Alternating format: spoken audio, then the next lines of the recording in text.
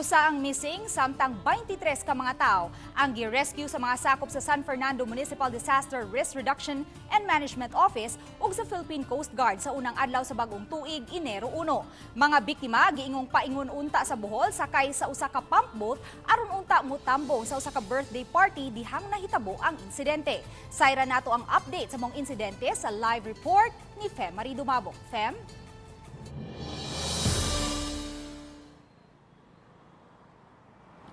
Yes, may padayon pangipangita sa search and rescue sa Philippine Coast Guard ang 5 anyos nga batang lalaki nga namising humanatikyaob ang gisakyang motor bangka kagabi diha sa tungatungang sa kadagatan gikan sa lungsod sa San Fernando nga padung-unta sa lalawigan sa Bohol.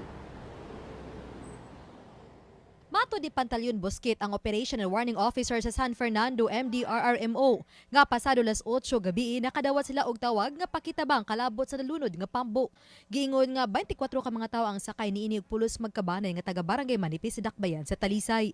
Suma pa diha lang sila ni sakay og pambot sa Barangay Sangat sa San Fernando ug patabok sa Kalapi, Bohol. Ang nahitabo gabi ma'am nakadawat mi og tawag sa among opisina mga alas 8 pasado.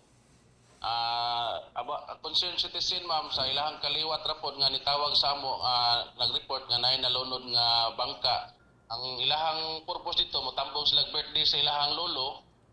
Unya diri sila mosakay sa amuang area. Sa talaan sa Philippine Coast Guard, sakay sa motor bangka ang 13 ka mga hamtong ug 11 ka mga minor de edad, lakip na ang usa ka buwang bata. Giingong gitagbo unta sila og laing pambot nga gikan sa Bohol apan nikalit kuno og unos ug dagko ang mga bawd. Na-rescue ang 23 apan ang 5 anyos nga si Renskian Sabal wa pa igkita. Nayapo na sila ma'am kay murag gisugat man gud sila ang relatives pud sa Bohol kay dili siguro dako tong pambot ba gisugat na sila sa laod nya kay gahapon laglain man ang panahon kusog ang balod gihapak na sila sa bawod moton natikyaob sila. Gawa sa pagpangita sa na-missing nga bata, gisusi sa Coast Guard ang posibleng tulubagon sa tag-iya sa pambot nga gingong di passenger vessel kun dili panagatan ug nilabang gyud sa kadagatan bisan sa kabati sa panahon.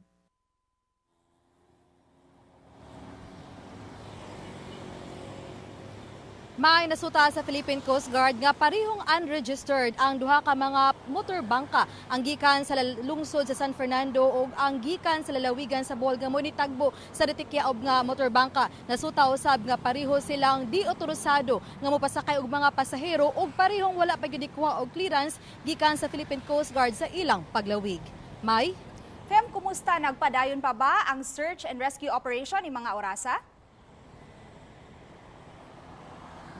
Yes, may mato sa Philippine Coast Guard nga nagpadala lang search and rescue operation pero hangtod karon wa pagyahapon ikita ang maong 5 anyos nga na missing nga batang lalaki.